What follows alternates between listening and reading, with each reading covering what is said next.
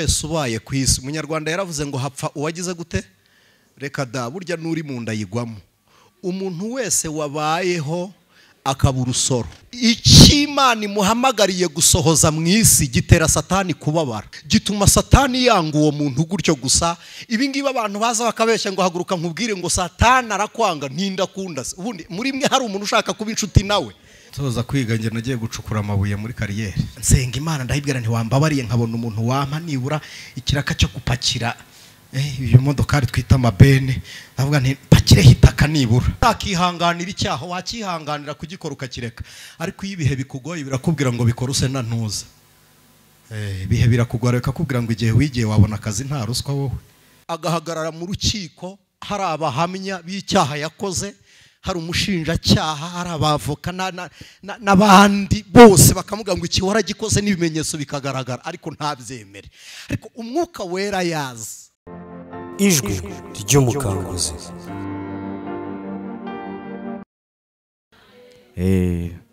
Imana yo mu misozi miremire, sibyo be? Ngo niyo Mana yo mu bibaya hejuru. Haleluya. Ibera hose icyarimwe, sibyo? Wakantereho papa gatoya. Imana yo mu misozi, niyo Mana yo mu kibaya, iberaho si icyarimwe.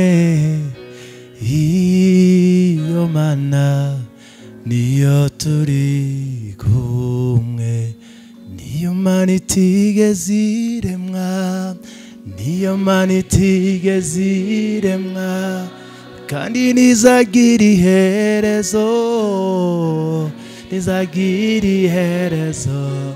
Nayo ubwayo, nayo ubwayo yisanzeho. Iyo Mana niyo turi kumwe. Mubwire, mubwire ibiremereye umutima, nubwo wavuga wongorera, Yesu arabyumva. Mubwire, mubwire, mubwire ryabanga ryo mu mutima, nubwo mubwire umwizeye, Yesu araryumva. Haleluya. Amen. Yesaya igice cya 61. Reka duhere ku murongo waho wa mbere. Muranyemerera nsoma umutwe w'ijambo. Haravuze ngo umwaka Uwiteka azagiramo imbabazi. Murongo wa mbere haravuze ngo umwuka w'Umwami Imana ari kuri nge, kuko Uwiteka yansize amavuta ngo mbwirize abagwaneza ubutumwa bwiza. Yantumye kuvura abafite imvune mu mitima, no kumenyesha imbohe ko zibohowe, no gukingurira abari mu nzu y'imbohe, kandi yantumye no kumenyesha abantu umwaka w'imbabazi z'Uwiteka, n'umunsi Imana yacu izahoreramo inzigo, no guhoza abarira bose. Yantumye no gushyiriraho itegeko ab'i Siyoni barira, ryo kubaha ikamba mu cyimbo cy'ivu, n'amavuta yo kunezerwa mu cyimbo cy'ubwirabure, n'umwambaro w'ibyishimo mu cyimbo cy'umutima wihebye, kugira ngo bahere ko bitwe ibiti byo gukiranuka byatewe n'Uwiteka, ngo bimuheshe icyubahiro. Amen. Kwa Niyomugabo+2507887286, ndi umukristo, nsengera mu itorero rya ADPR, ku itorero ry'i Remera n'ururembo rw'umujyi wa Kigali. Ngize umugisha wo kuboneka hano, by'umwihariko nejejwe n'Imana kuba mwari no teraniro. Shima Imana ko harimo umwuka wera mu bikorwa bihari. Dukunda kubona abakristo benshi, kandi u Rwanda noneho na Afurika dufite abakristo benshi, ariko imirimo y'ubukristo ikabura. rero iyo tubaye mu iteraniro rimwe abakristo n'imirimo y'ubukristo aba ari ishimwe ku Mana. Imana ishimwe. Ari umuntu wigeze anyigisha arambwira ngo nubwiriza abantu bababaye nawe ujye usa nabo niho bakumva. Reka nanjye mvuge ndeba nkuko muri kundeba, ibyo ari byo byose nibwo mu nyumva ndabona muri serious ukuntu, ariko ntacyo bitwaye. Naba namwe mwarakaye, hari umwuka wera. Hari amadini twabagamo atagira umwuka atanawemera, kandi twababwiraga ibyanditswe mu bitabo kandi bakabyumva. Rero dusomye ijambo ry'Imana mu gitabo cy'umuhanuzi Yesaya.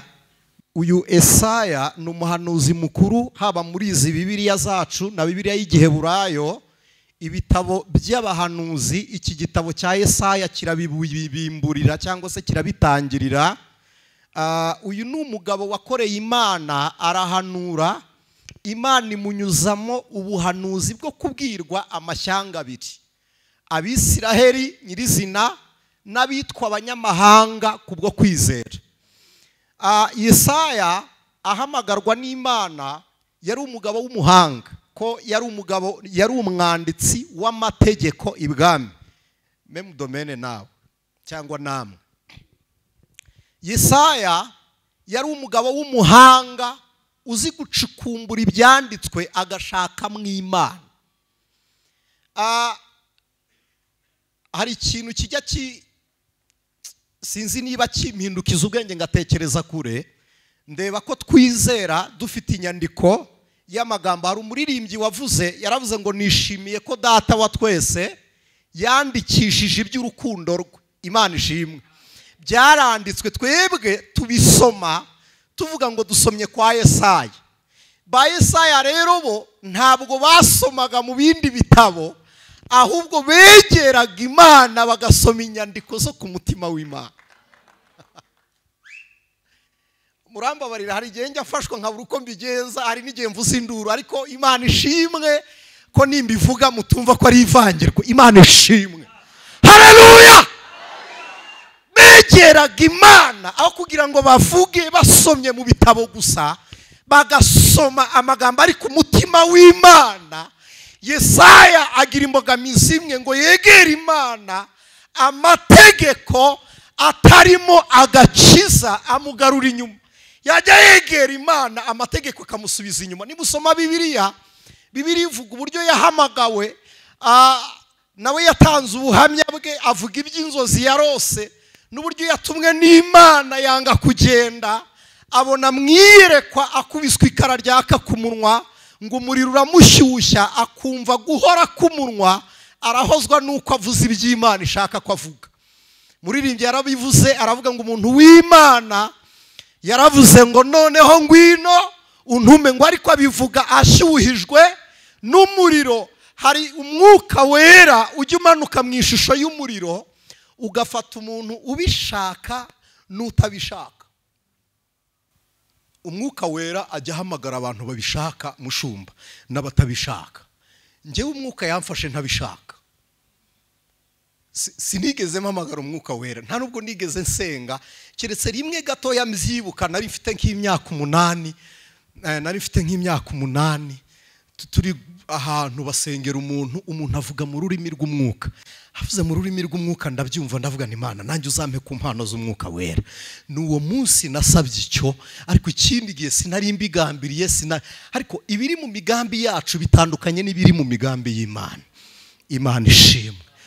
Imana ni igitangaza. Hari igihe umuriro w'Imana udushyushya ukagucura, umuntu agahagarara mu rukiko, hari abahamya b'icyaha yakoze, hari umushinjacyaha, hari abavoka n'abandi bose bakamuga ngo iki waragikoze n'ibimenyetso bikagaragara, ariko ntabyemere. Ariko umwuka wera yaza akamutwika mu mutima, akemera ko ingeso ari mbi n'icyaha, akakibwira abatabizi, akabibwira abatari abagenzacyaha, akajya gusaba imbabazi abatakoreye icyaha.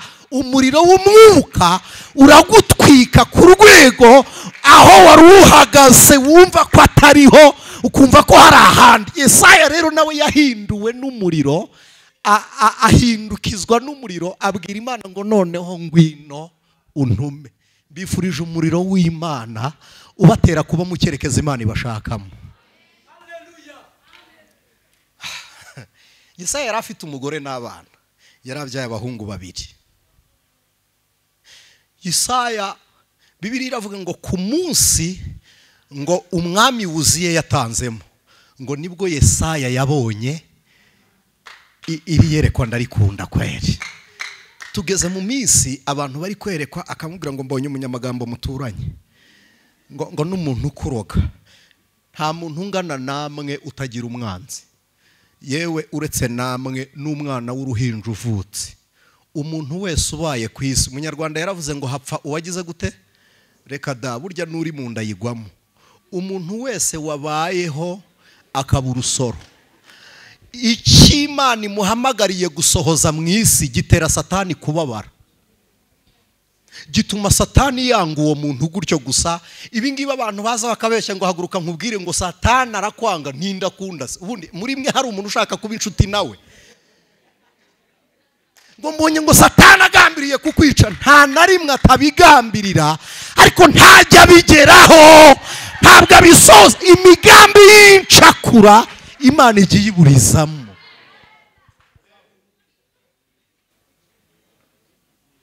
Ntabwo Yesaya yeretswe iryo yerekwa, ntabwo yeretswe iryo yerekwa.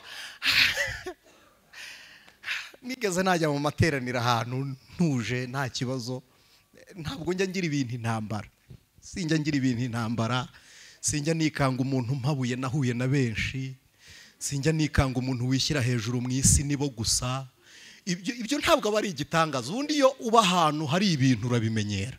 Inaha rero niko bateye, inaha niko bateye, niko bibereyeho. Ahubwo igitangaza ni umuntu uca bugufi, kuko inaha ntabwo tubamenyereye.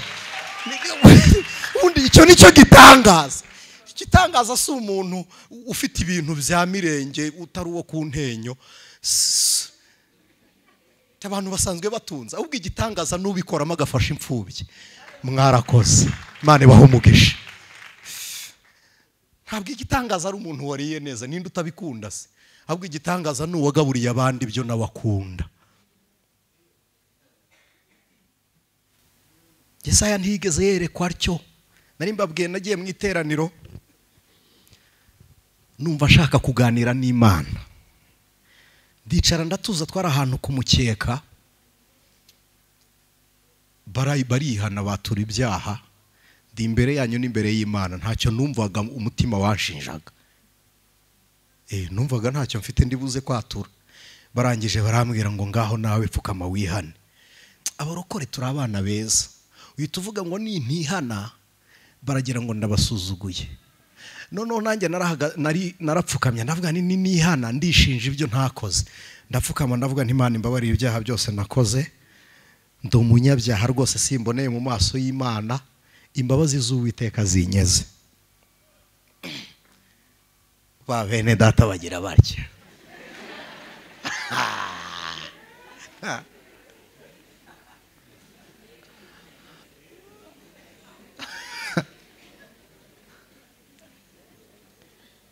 Rangije arandeba aranyitegereza mu maso. Mfite ukuntu rero nta buriya ntajya ngira mu isoni ukuntu. Iyo uri kundeba n'amaso abiri nge ndeba muri rimwe, kuko iyo nkureba muri abiri ndacanganyukirwa, ariko nkureba muri rimwe. Aranyitegereza ndamureba. Kamemu ntabwo wangana nanjye ngo ugire ibiro nk'ibyanjye, kandi imyaka ni myinshi nubwo ngana gutya, ariko ngo ubure no kwihagararaho. Inaha bagusuzugura, rero hari igihe wihagararaho kugira ngo urebe ko hari akacamo bikagenda neza. Ndahagarara mureba ntya. Arangije arambwira ngo ndavuze ngo ihane. Ni ngaho, ni wowe ubivuze kandi? Ndamwana Imana imbabarire. Ngo dore ngo kamera. Ndamwana Imana imbabarire. Ngo kandi ujye urota n'inzozi mbi. Imana imbabarire. Abakizwa n'abana beza twakuye abantu umutima. Inzozi nta muntu ubigiramo uruhare. Kuza kumbwira ngo ihana inzozi zipfuye, ntabwo ari njye wazisha, sinanjye wazirotesheje.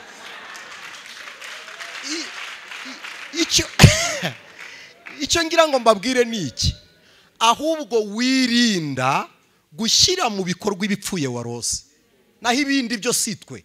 Hariya ni ahantu umuntu atagira uruhare rwo kujya no kuva.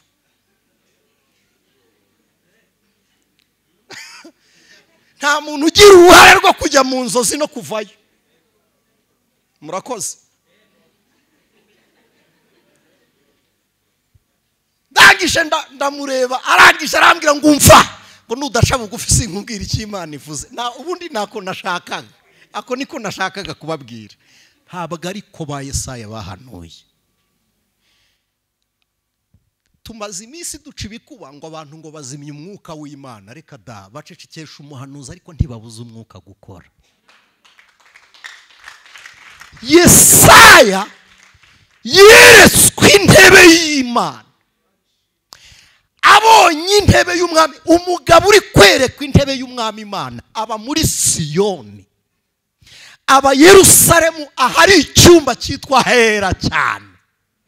Umugabo weretswe intebe y'Imana azi intebe ya Mesiya, yarayibonye azi intebe y'imanza iri mu rusengero rw'Uwiteka, azi intebe ya Dawidi. Habaga intebe 3, iya Mesiya bageragaho bakarambura ibiganza bareba iburasirazuba bakavuga ngo Emmanuel, Imana yiboneye ubuturo muri twebwe.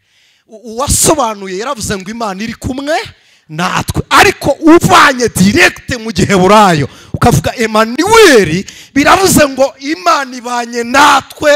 Haleluya! N'uburyo bw'imbaraga zayo zidukoreramo ziri muri twe, ibonye ubuturo bwayo muri twebwe. Bageraga imbere y'intebe ya Mesiya bakavuga ngo Emmanuel, bagahumurizwa nuko babonye icyicaro cya Christo, bakavuga ngo ubwo intebe yawe iri hano uzaza wicare. Uzaza wicare, uzaza utuze. Imana ishimwe. Yesaya abona intebe itandukanye n'ibi Yerusalemu. Ntabwo yabonye intebe ya Mesiya iteretswe mu rusengero, oya, yabonye intebe y'umwami Imana, abonye yicaye kuri ya ntebe. Abona umucyo mwinshi w'Uwiteka. Imana ni nziza. Abona umucyo mwinshi w'Imana. Ndabisubiramo, Imana ni nziza. Ndongera mbisubiremo, Imana ni nziza. Kubatizera Imana itura mu ijuru, ariko ku bantu bizera igendera muri twe. Kandi ku bantu bizera Imana ikorwaho, uyikoraho ukayumva. Ku bantu bizera Imana irafatika, urayifata. Umuntu utanyweye amazi ntiyamenya niba ari mu munyu cyangwa isukari. Uburyohe bwumvwa n'uwayanyweye, n'Imana niko iteye. Uyifite niwe ubyumva. Niyo nakubwira ngo araryoshye, ibyo ntibikumvisha uburyohe. Kukubwira ngo amazi araryoshye ntibikumvisha uburyohe, ikikumvisha uburyohe ni ukuyanywa. Niyo mpamvu tubwira abantu Imana ntibayisobanukirwe, bashaka kwisobanukirwa nk'abayisogongeye kandi batarayisogongera. Ariko Petero yaravuze ngo niba warasogongeye ukamenya ko umwami wacu Yesu Kristo agira neza. Haravuga ngo wijya kure, mwegere. Haleluya! Niwe buye rizima. Yesaya ngo abone intebe y'Imana, aravuga ngo intebe mbonye ntabwo ingana n'iya Uziya wapfuye, ntingana n'iy'umwami nandikiraga amategeko, narindaga ubusugire bw'itegeko ry'umwami. Aravuga ngo intebe mbonye uyicayeho. Bibiliya iravuga ngo Imana, intebe y'Uwiteka iri mu ijuru, ibirenge by'Imana biri. Ntabwo Imana irambiriza mu isi iri ya ruguru, oya, ibirenge byari biri mu isi ni Kristo bari bavuze. N'ubutumwa bwa Kristo bwari buje, ibyo nibyo birenge bya Kristo kandi byatugezeho. Yaraje agera iwacu nitwa Budurukarimu, none mwantumiye ngo mbabwirize ubutumwa bwiza. N'ibirenge byaje, ibirenge byaraje. Nitwaga Budurukarimu, birasobanuye ngo n'umugaragu wa Nyirimpuhwe, ariko mbonye ibirenge. Imana ishimwe. Mbonye ibirenge bya Kristo, kandi yaravuze ngo mugere ikirenge mu cyanjye. Wagera ikirenge mu cyo utakandagiye nahase, yaraje.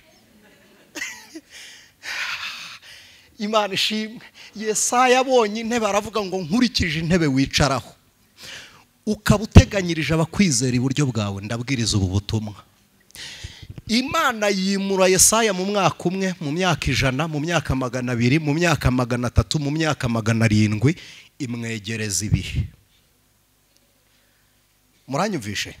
Tugiye gusoza. Imwimura mu myaka 700, imutwara hazaza. Murabizi ko umuntu agira ibihe bitatu, ariko agaparticipa mu bihe bibiri gusa. Dufite ahashize naho turi. Ahazaza ntushobora kugerayo. Hari training imwe twari turi gukora, nkoresha umuvuduko n'imbaraga nyinshi. Umugabo wari uri kudutoza arandeba arambwira ngo ufite umuvuduko mwinshi, ngo ariko ntuzirare kuko ntiwakwiruka ngo uve ku wa mbere ugwe ku wa kabiri.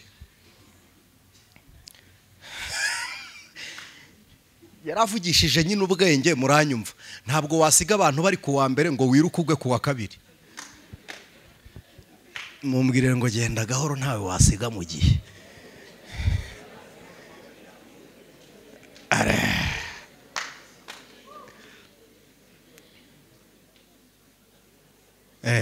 Nimugaruka niho mwongera kunyumva. Ntawe wasiga mu gihe. Hari umuntu ukubwira ngo naragusize, kandi koko niko n'abantu tureba dukurikije miruwari y'iterambere. Wareba inyuma ugasanga hashize hawe harasa n'ahandi ukabura. Imana ibasubiza mu gihe. Iyo bakubwiye ngo subiza amaso inyuma, ubu nasubira inzira ya Kigali nanyuzemo ngasubiraho nkamenya imodokari na depanche ndi kuva zamuka ndi ku Ruyenzi nzamuka usubira mu gihe ukajyayo. Paulo yarabirebye abona abaheburayo bari mu bya kera bya Kristo, arababwira ngo ntimukwiye guhora mu bya mbere bya Kristo. Arababwira ngo mutegereje yaje kera. Aravuga ngo ubwo nimwitegure kugaruka kwe, yamaze kuza n'imirimo yarayikoze, muve mu bya mbere mureke gutegereza kuvuga. Hari abantu rero bakiri mu bya mbere, bakiri mu byashize bataragera nanone. Bene uwo muntu abaho mu buzima bumeze nko gusiganwa n'abandi. Kandi niko isi yababwiye nyine n'ubumenyi niko buvuga. Ubaho nk'umuntu uri gusiganwa, ariko se usiga umuntu muharanira igihembo kimwe, niwe usiganwa nawe. Ariko buri muntu wese yateguriwe ibye. Usiganwa nawe nyine kugira ngo umutange kwakira icyo mwagenewe mwembi. Nagenda gahoro, nta muntu uzaba Ev.Anicet Niyomugabo. Je suis comme je suis. Nakwiruka nta muntu uzahagarara mu cyuho cyanjye. Buri muntu wese agira icyo kive. Murakoze. Mane bamera umugisha. Yesaya abonye iby'imyaka 700, Imana imwegereza ibihe, ikurura ibihe. Umuntu wese ari kwiruka kugira ngo afate ejo. Ako niko navugiye igihe. Kandi noneho ishusho y'igihe, abantu mwize fizike, ishusho y'igihe ni 0. Sibyo ra? Ni 0. Ni nayo ngendo y'igihe. Igihe kigenda gitya. N'isaha bayishushanya niko bayishushanyije.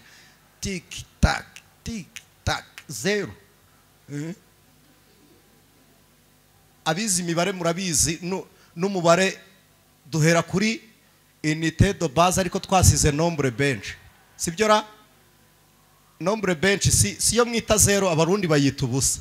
Iyo wandika 0 uhera ku kadomo 0 yuzura ari ukugarutse kuri, niko n'igihe kimeze. Umuntu avuka atabona, agasaza. Avuka baterura agasaza.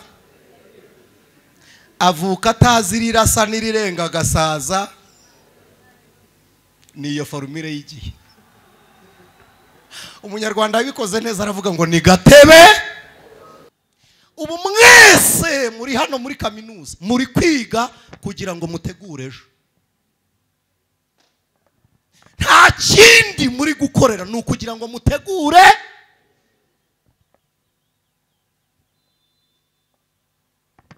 Yesaya yeretswe icyo Imana yamukoreye, yakuruye ibihe. Imana ishimwe. Irabimwegereza. Imana yanga ko Yesaya yirukankana nabyo. Bibiliya yavuze ijambo rikomeye, iravuga ngo abasore b'imigenda bazagenda baruhi, ngo ariko abantu bategereje Uwiteka bazasubizwamo imbaraga nshya. Haleluya. Bazakinagira nk'inyana zo mu ruhongore, ngo kandi izuba rizarasa rifite gukiza mu mababa yaryo. Abo nabategereje Imana. Yesaya yegerejwe ibihe abona ivuka rya Kristo, arangije aramureba agaruka abwira abantu bari kumwe, aravuga ngo ndimo ndamureba. Aravuga ngo umwana yatuvukiye. Abivuga nkaho avuye guterura uruhinja kwa Mariya, kandi haburaga imyaka 700. Aravuga ngo umwana yatuvukiye. Imana ikwegereza ibihe, igushyitse no ku munsi w'impanda uri umutsinzi, kugira ngo umwuka w'Imana agutegurire inzira unesha ibihe. Haleluya! Ndagira ngo mbabwire ngo muri mwe ntawe utakihanganira icyaha, wakihanganira kugikora ukakireka, ariko iyo ibihe bikugoye birakubwira ngo bikora use na ntuza. Ibihe birakugora bikakubwira ngo igihe wigiye wabona akazi nta ruswa wowe.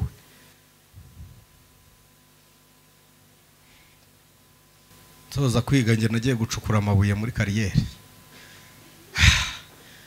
Senga Imana ndahibwira nti wambabariye nkabona umuntu wampa nibura ikiraka cyo gupakira iyo modokari twita amabene, ndavuga nti pakire hitaka nibura. Ngiye barakanyima nanagasengeye, hajya yuriye mwene data marisegera gutya. Uriya niwe wagiyeyo, arangije acyura ibiceri bya 2.5, angurira mwirindaze navoka. Bukeye mu gitondo arongera asubirayo, tubona nayo kwiyogoshesha. Nari nsoje kugira gute? Murakoze kwiga.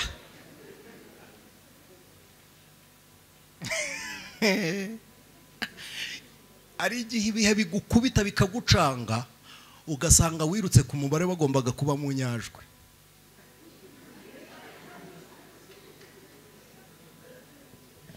Ariko iyo ubanye na Kristo Yesu akwegereza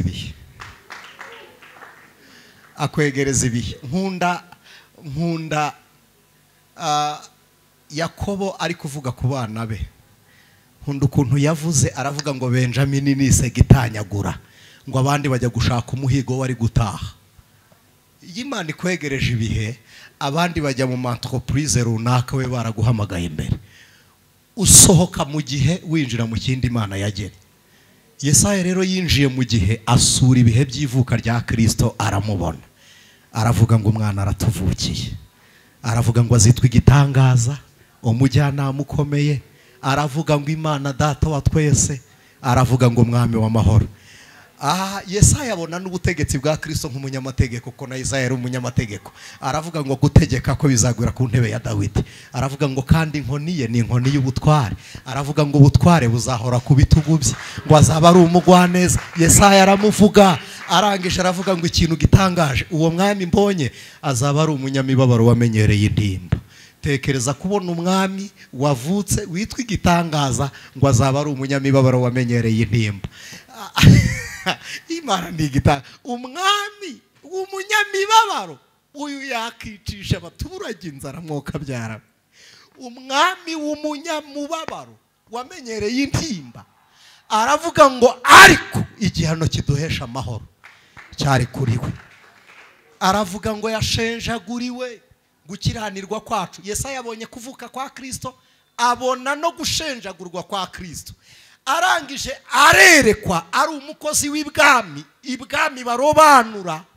Aravuga ngo umukiza w'amahanga, w'abanyamahanga, aturutse inaha Isiyoni, azajya gukiza abari kure. Aravuga ngo kandi abakobwa be bazagaruka bahagatiwe. Yabivuze mu gice cya 60, ageze 61. Avuga ari mu mwambaro wa Kristo. Aravuga ngo umwuka w'umwami Imana ari kuri njyewe. Aravuga ngo yansize. Gusigwa nicyo gisobanuro cy'izina Mesiya, Masihi, uwasizwe. Nibyo bivuga kuro biravuga ngo nuwasizwe n'Imana, cyangwa se uwakozweho no gusigwa n'ukuboko gusiga. Yesaya aravuga ngo ndamubonye. Murasoma Matayo igice cya 11. Yesu yavuze aya magambo ageze mu rusengero. Umwaka w'imbabazi abari we nsorezaho.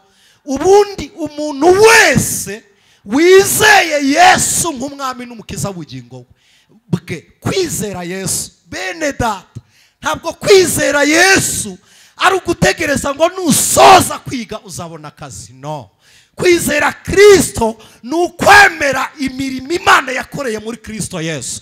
Iyo twemeye gucungurwa n'amaraso ya Kristo Yesu, Bibiliya itwita bizera. Imana iba yemeye kwitwa data, ikaba data.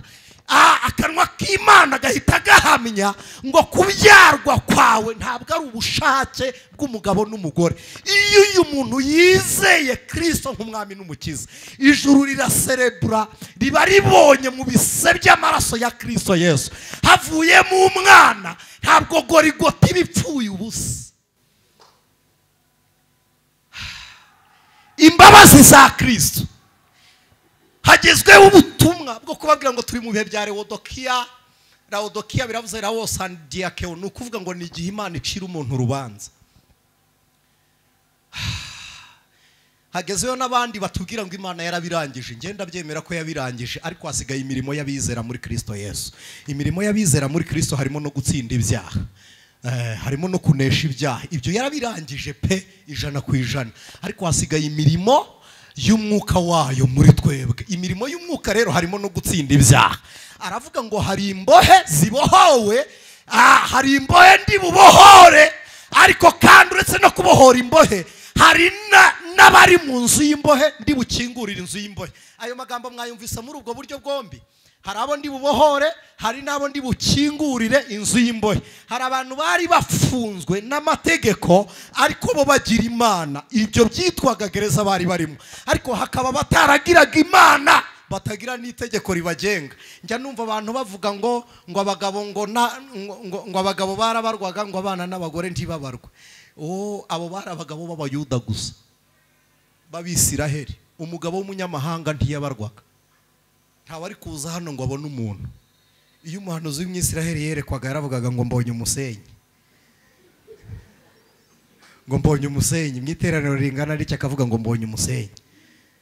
Tekereza kubaka urusengero rwa Yerusalemu bakaruha amarembo 12 ry'imyanda, iry'amafi, iry'ikiyoka, iry'intama n'ibindi, ariko ntibahashyira irembo ryacu. Ntabwo baduteganyaga i Yerusalemu. Ariko Kristo aje aravuga ngo ni umwaka wo kumenyesha imbabazi. Ntabwo nahora ndakaye. Imana iravuga ngo sinzahora ndakaye. Nzibuka gukiranirwa kwanyu, mbibababarire mbite kure sinongere kubyibuka. Imana ishimwe. Aravuga ngo sinarinzi Yesu wavuye mu ijuru. Munyemerere ninza kugira ngo ngere kuri conclusion, turatwara igihe. Munyemerere dufungire hafi dusenge. Yesaya yereka umwaka w'imbabazi. Ikintu cyatumye Yohana umubatiza agira confusion ari muri gereza nuko atagenjuje imvugo y'Imana ibihe yararimo. Yabajije abigishwa be, arababwira ngo niwe Mesiya cyangwa dutegereza undi. Yesu aho kugira ngo amusubize ngo ninjye, aramubwira ngo mugende mumubwire ibyo mwabonye. Impumyi zirareba, bipfa amatwi birumva. Aravuga ngo kandi n'ibirema birasimbuka nk'impara. Kubera iki? Nuko ibyo byari ibimenyetso bihamya kuri Kristo Yesu. Ikindi Bibiliya ivuga ko aha muri iri jambo harimo ibihe bibiri. Ni igihe cy'imbabazi gishushanya igihe cy'ivuka rya Kristo, ngo ariko n'igihe Imana izahoreramo inzigo. Ntabwo Imana data wa twese tigeze itubwira ngo nzaza uyu munsi, ariko yatubwiye ibimenyetso bizaranga icyo gihe cyo kuza kwa Kristo. Namwe niko mubizi. Iyo tuvuze ngo Yesu araje, hari umuntu uhita ukubwira ngo sindagenda mu modokari yambwiye. Yesu araje ntarabona akazi. Yesu araje ntarubaka mu mujyi wa Kigali, ntaratura utarihuye, ntarahabona inzu. Yesu araje ntaricara mu kabineti akakubwira ngo hoya gahunda zawe ntizizatuma ataza. Ndasomye ijambo rirambwira ngo iyo igishyitse gishyitse bya bindi bidashyitse bikurwaho. Ikintu gitangaje, kuza kwa Kristo biraruta gushyingirwa k'umuntu wagumiwe. Ikintu gitangaje, kuza kwa Kristo binejeje Imana kuruta kubyara kw'ingumba. Kuza kwa Kristo binejeje Imana kuruta uko wasoza kwiga warize bigoranye, wasoza kwiga impande gahita ivuga utarajya mu kazi.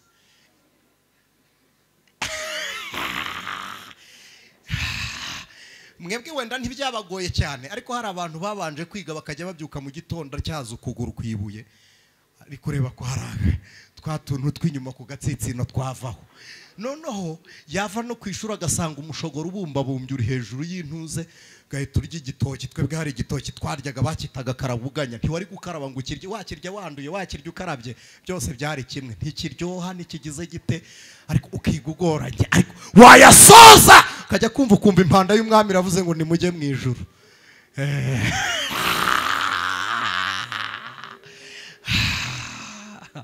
Kubera iki hari abantu mutari kureba ibihe turimo ngo mubigenzuze iby'Imana yavuze? Paulo yaravuze ngo bizaba ari ibihe birushya, abantu bazaba bikakaza.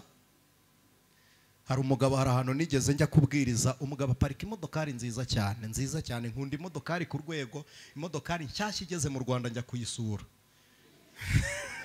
Bitangiyeyo nkayireba, nigeze njya mu Kagera mbwira imodokari nakundaga nayo bwana bambabare tukabana inshuti, ndibura nkazakugendamo, nkunda imodokari. Uwo mugabo yari aparitse ikimodokari cyiza, turicarana ku gatebe karambure, akajya nsunika nkagenda nkagera hirya, akongera akagaruka. Hari abantu rero babyimba bari mu gihe ntibagenzura igihe Imana yavuze. Iyo ikintu kije kiba kigeze igihe cyo gukurwaho. Burya igihe ikintu wabonye ujye uhita usevinga date yo niba cyabayeho uhita witegura igihe kize expiringira, byanze bikunze ibyo bitegure. Niba uri kuri hit menya ko hari abandi bazamutse. Njye mbwira abantu nkavuga nubwo banisete mutangiye kubamenya mukaduhamagara mwatubonye kuri social media, ubwo mwatumenye ubwo tayari twararangiye, Imana izahamagara abandi mutaramenya. Igihe kiguha abantu cyarangiza kikabagufasha kikababika. Igihe cyadufashije Mose kibitse Eliya, igihe cyadufashije ba Aburahamu, igihe cyadufashije ba Petero, igihe cyarabatwaye. Ubwo cyaje kikajyana wowe uri gukora iki batakoze? Dusoje barakaye ngo ntibafashijwe. Wose ni umurimo w'abigisha, uwo ni umurimo w'umwuka gufashwa kuwumva, ni umubano we n'umwuka w'Imana, ntabwo ari ibyacu. Noneho ntibazongera kuntumira, kandi nari mfite gahunda yo kugaruka mu kwa kabiri.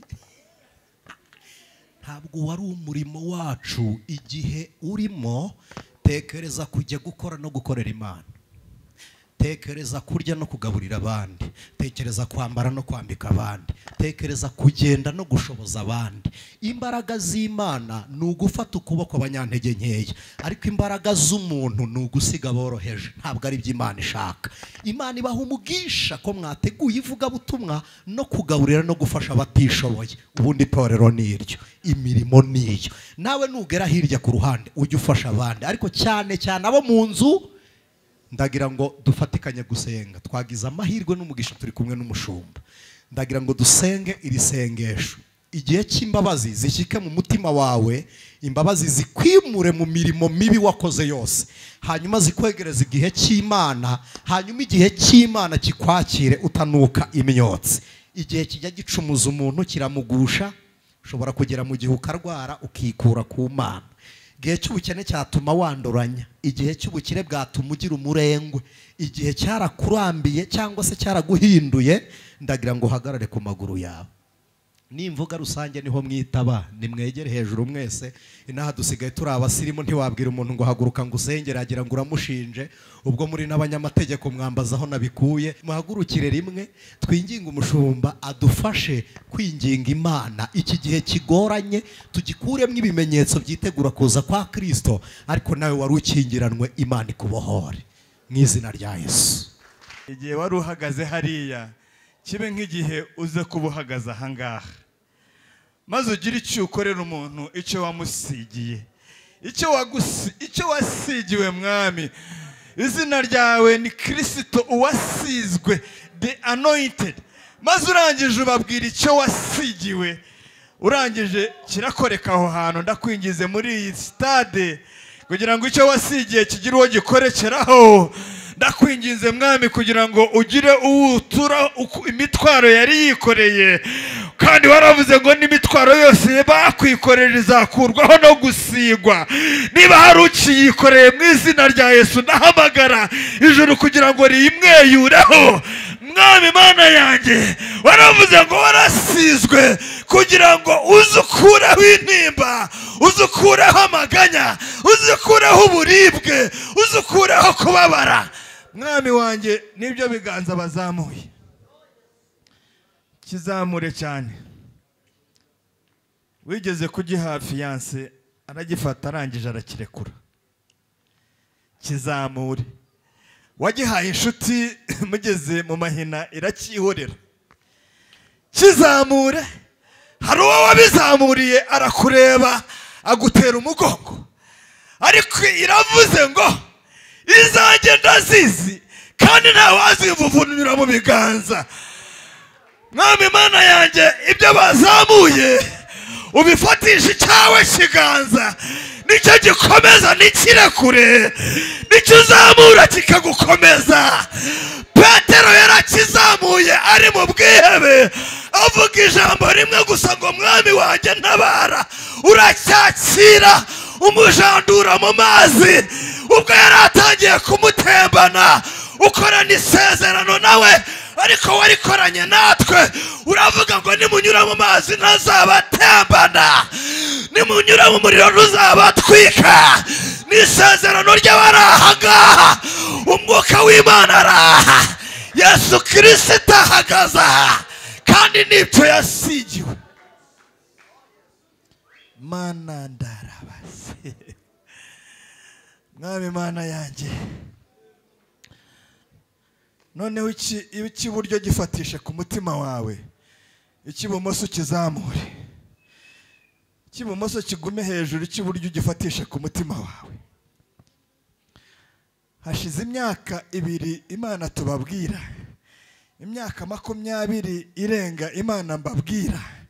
N'Imana yababwiye, n'Imana mwene data yatubwiye. Yemeye ko imfura igenda. Iyo Mana twavuze ntabwo ari Imana twumvanye abandi bantu, niyo twabonesheje amaso. Twari turambiwe. Komeza ku mutima wawe, maze ubwire ngo twari turambiwe Imana bajya batubwira ariko ntituhure nayo. Twari turambiwe iyo twumvise gusa bavuga, ariko turashaka iza gukora uyu mugoroba wa none. Igukoraho umugoroba wanjye wasaga n'uyu mu nda harabyimbye hamaze igihe. Data aragerageza kotsa biranga, umuganga ikampara arabigerageza ntibyakunda. Wari umugoroba umeze nk'uyu wawe. Njya kumva numva umuriro uhereye ku mutwe uramanutse, uragenda ugeze ku maguru unanirwa guhagarara. Mbuze uko mbigenza, n'imbaraga ngenda hirima. Negutse nsanga mu nda habyimbutse. Iyo Mana niyo mvuga uyu mugoroba wa none. Komeza umutima wawe, ubwire ngo ntiwongere kumpagararamo. Data mu izina rya Yesu. Musirikare w'umukapiteni abwira Yesu, aramubwira ngo ntujyana nanjye hihorere. Iwanjye ntabwo byari bimeze neza, hari ibitagenda. Aramubwira ngo ntuzane nanjye. Aramubwira ngo nanjye ndi kapiteni, hejuru hari majoro na koroneri na generali, ariko hejuru hano hari Imana. We yaramubwiye ngo hejuru yanjye nanjye hari abanyobora, ariko nawe ndabizi ko hejuru yawe hari uwundi. Ntiwongere kuza iwanjye, ntubyihorere, wohereze ijambo ryawe. Mu izina rya Yesu ndaryohereza mu mitsi, ndaryohereza mu magufwa. Kandi waravuze ngo rimeze nk'inkota ya mugi abiri, rirasatura rikinjira indani rikagera ku musokoro. Umuntu urwaye ndamusengera mu izina rya Yesu. Ndohereza ijambo uyu mugoroba wa none. Iri jambo rikiza, iri jambo ritabara, iri jambo mu izina rya Yesu. Niba uri umurwayi uyibwire ngo nanjye ndakiriye. Wakire mu izina rya Yesu. Ijwi ry'Umukanguzi.